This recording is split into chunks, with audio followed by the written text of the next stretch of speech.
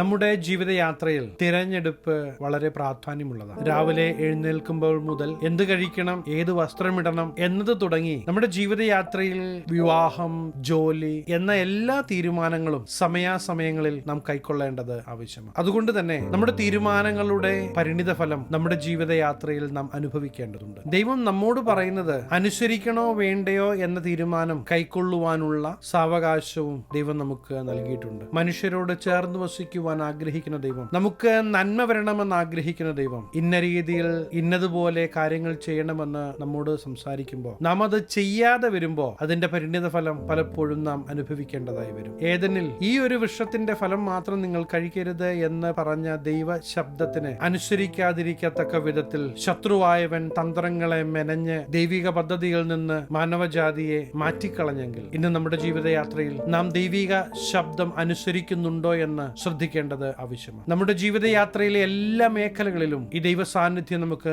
അനുഭവിച്ചറിയുവാൻ കഴിയണം. നമ്മുടെ ജീവിതയാത്രയിലെ എല്ലാ മേഖലകളിലും ദൈവഹിതപ്രകാരമുള്ള തീരുമാനങ്ങൾ എടുക്കുമ്പോൾ നാം ദൈവിക പദ്ധതിയിലേക്ക് അടുക്കുകയാണ്. നാം ബോധപൂർവമോ അല്ലാതെയോ ആയി എടുക്കുന്ന എല്ലാ തീരുമാനങ്ങളുടെയും പരിണിത ഫലം നാം അനുഭവിക്കേണ്ടതുണ്ട്. ചില പാതകൾ അഭിവൃദ്ധിയിലേക്കും സമാധാനത്തിലേക്കും നയിക്കുന്നെങ്കിൽ മറ്റുള്ളവ തകർച്ചയിലേക്കും ദുഃഖത്തിലേക്കും നമ്മെ നയിക്കുന്നു എന്ന് മറന്നുപോകരുത്. പലപ്പോഴും തീരുമാനങ്ങൾ എടുക്കുവാൻ നമുക്ക് പ്രയാസമുള്ളപ്പോ നമ്മെ സഹായിക്കാനാണ് പരിശുദ്ധാത്മാവ് എന്ന കാര്യസ്ഥനെ ദൈവം നമുക്ക് നൽകിയിരിക്കുന്നത്. പരിശുദ്ധാത്മാവ് പോകേണ്ടുന്ന വഴി നമുക്ക് കാണിച്ചു തരും. കാര്യസ്ഥനായി നമ്മെ ഉപദേശിക്കും. യേശു ക്രിസ്തുവിനെ പരിപൂർണമായി നമുക്ക് വെളിപ്പെടുത്തി തരുകയും ചെയ്യും. അങ്ങനെയെങ്കിൽ പ്രിയ ദൈവത്തിലെ ഈ ദൈവ ശബ്ദം കേൾക്കുവാൻ നാം നമ്മെ ഏൽപ്പിച്ചു കൊടുക്കേണ്ടത് ആവശ്യമാണ്. ദൈവ ശബ്ദം കേട്ട് മുന്നേറുമ്പോഴാണ് യഥാർത്ഥത്തിൽ സ്വർഗം സന്തോഷിക്കുന്നത്. ഈ ദൈവം മാനവജാതിക്ക് തിരഞ്ഞെടുക്കുവാനുള്ള ഓപ്ഷൻ വെച്ചിട്ട് മാറി നിൽക്കുകയല്ല. പരിശുദ്ധാത്മാവ് എന്ന കാര്യസ്ഥനെ നമുക്ക് തന്ന് ശരിയായ തിരഞ്ഞെടുപ്പുകൾ ഉണ്ടാകേണ്ടതിന് നമ്മെ സഹായിക്കുന്ന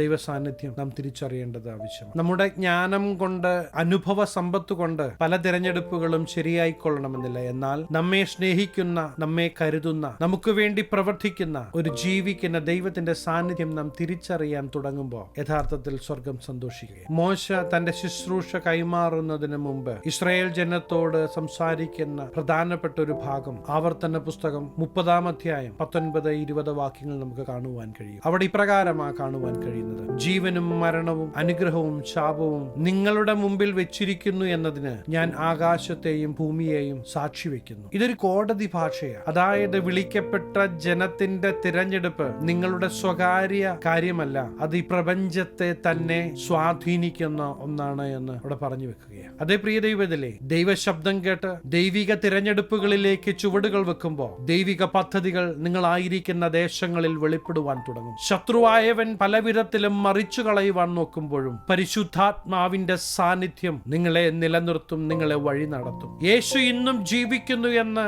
പരിശുദ്ധാത്മാവ് സാക്ഷി പറയുമ്പോൾ ശരിയായ തീരുമാനങ്ങൾ എടുത്ത് ജീവിതയാത്രയിൽ മുന്നേറുവാൻ ദൈവം നമ്മെ സഹായിക്കും. ജീവനും മരണവും രണ്ട് ഓപ്ഷനേ ഉള്ളൂ. ഒന്നുകിൽ ജീവൻ അല്ലെങ്കിൽ മരണം, ഒന്നുകിൽ അനുഗ്രഹം അല്ലെങ്കിൽ ശാപം.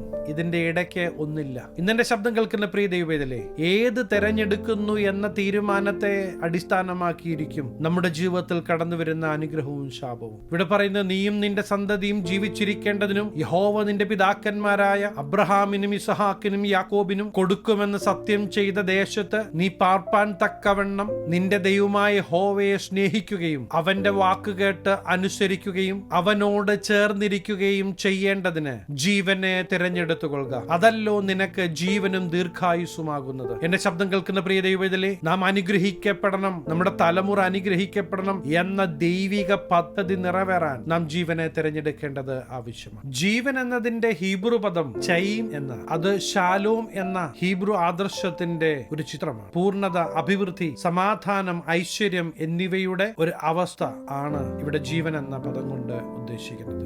ഏറ്റവും പ്രധാനമായി അത് എല്ലാ ജീവന്റെയും ഉറവിടമായ ദൈവത്തോടുള്ള ഉടമ്പടിപരമായ ഒരു ബന്ധത്തെ സൂചിപ്പിക്കുന്നു. അത് യഥാർത്ഥത്തിൽ ദൈവം രൂപകൽപ്പന ചെയ്തതുപോലെ ഉള്ള ഒരു ജീവിതമാണ് അർത്ഥമാക്കുന്നത്. നമ്മുടെ ജീവിതയാത്രയിൽ യഥാർത്ഥത്തിൽ ദൈവം രൂപകൽപ്പന ചെയ്തതുപോലെ ജീവിക്കുവാൻ നാം ഏൽപ്പിച്ചു കൊടുക്കുമ്പോഴാണ് ദൈവത്തിന്റെ പദ്ധതി നമ്മുടെ ജീവിതത്തിൽ തുടങ്ങുന്നത്. ഈ ദൈവത്തോട് ചേർന്നുള്ള ജീവിതം ഒരു ദിവസം കൊണ്ടോ ഒരാഴ്ച കൊണ്ടോ തീരുന്നതല്ല. ഈ ഭൂമിയിലും അവസാനിക്കുന്നതല്ല, അത് നിത്യതയിലും തുടരുന്നതാണ്.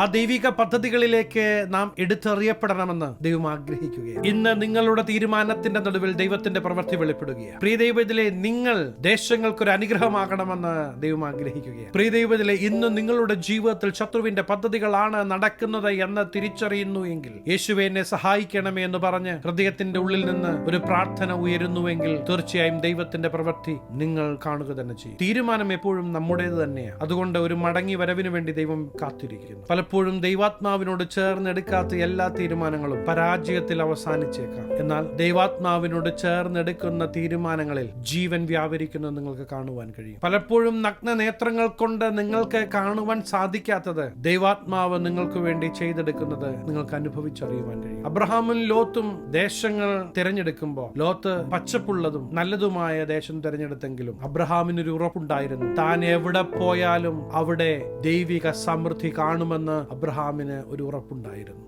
പ്രിയ ദൈവത്തിലെ ആ ഒരു ഉറപ്പ് നമുക്കുണ്ടാകണം. ആ ഒരു ഉറപ്പുണ്ടാകുന്നത് ദൈവം നമ്മോട് കൂടെ ഉണ്ട് എന്ന തിരിച്ചറിവിൽ നിന്ന്, ഞാൻ ദൈവിക പദ്ധതികളിലാണ് നടക്കുന്നത് എന്ന തിരിച്ചറിവുകളിൽ നിന്ന്. ശത്രുവിന്റെ ഒരു തന്ത്രവും എന്റെ ജീവിതത്തിൽ നടക്കുകയില്ല, എന്റെ കുടുംബത്തിൽ നടക്കുകയില്ല എന്ന് നിങ്ങൾക്ക് പറയാൻ പറ്റുന്നുണ്ടെങ്കിൽ അധരങ്ങളെ തുറന്നൊന്ന് പറയണം. യേശുവിന്റെ നാമത്തിൽ ശത്രുവിന്റെ ഒരു തന്ത്രവും എന്റെ കുടുംബത്തിൽ നടക്കുകയില്ല, എന്റെ ജീവിതത്തിൽ നടക്കുകയില്ല നിങ്ങൾ പറ. അത് സംഭവിക്കാൻ പോകുകയാണ്. അതെ, ശത്രുവിനെ പിച്ചി ചിന്താനുള്ളതല്ല നിങ്ങളുടെ ജീവിതം. ഒന്ന് മടങ്ങി വരണം. യേശുവിന് നിങ്ങളെ ആവശ്യമുണ്ട്. പ്രിയ ദൈവത്തിലെ ഇന്ന് നിങ്ങൾ കടന്നു പോകുന്ന ദുർഘടകരമായ സാഹചര്യങ്ങൾ ഇതിന്റെ അവസാനമല്ല. ഇതിൽ നിന്ന് നിങ്ങളെ പുറത്തു കൊണ്ടുവരുവാൻ കഴിയുന്ന ഒരു ജീവിക്കുന്ന ദൈവമുണ്ട് എന്ന് ഞാൻ നിങ്ങളെ ഓർമ്മിപ്പിക്കാൻ ആഗ്രഹിക്കുകയാണ്. യേശുവിനോട് ചേർന്ന് നിന്ന് ദൈവിക പദ്ധതികളിലേക്ക് ചുവടുകൾ വെക്കുവാൻ നിങ്ങൾ തയ്യാറാണെങ്കിൽ ഞാൻ നിങ്ങൾക്ക് വേണ്ടി പ്രാർത്ഥിക്കുവാൻ ആഗ്രഹിക്കുകയാണ്. കണ്ണുകളെ അടയ്ക്കാം, പ്രാർത്ഥിക്കാം. മഹാപരിശുദ്ധനായ ഞങ്ങളുടെ സ്വർഗീയ പിതാവേ, എന്നോടൊപ്പം ചേർന്ന് പ്രാർത്ഥിക്കുന്ന ദൈവജനത്തെ ഞങ്ങളുടെ തൃക്കരങ്ങൾ തരുന്നു. ദൈവിക പദ്ധതികളിലേക്ക് ദൈവത്തോട് ചേർന്ന് ചുവടുകൾ വെക്കുവാൻ ഉള്ള ഇവരുടെ തീരുമാനത്തെ അങ്ങ് മാനിക്കുന്നതിനാൽ നന്ദി. അനുഗ്രഹിച്ചു പ്രാർത്ഥിക്കുന്നു. അനുഗ്രഹമാകട്ടെ. ഈ ദിവസങ്ങളിൽ ദൈവിക പ്രൊവിഷനുകൾ ഇവർക്ക് വേണ്ടി വെളിപ്പെടട്ടെ. അത്ഭുതമാക്കും. സകലമാന മഹത്വം അങ്ങേക്ക്. സകലവും നസ്രേനായ യേശു ക്രിസ്തുവിന്റെ നിസ്തുല്യ നാമത്തിൽ തന്നെ.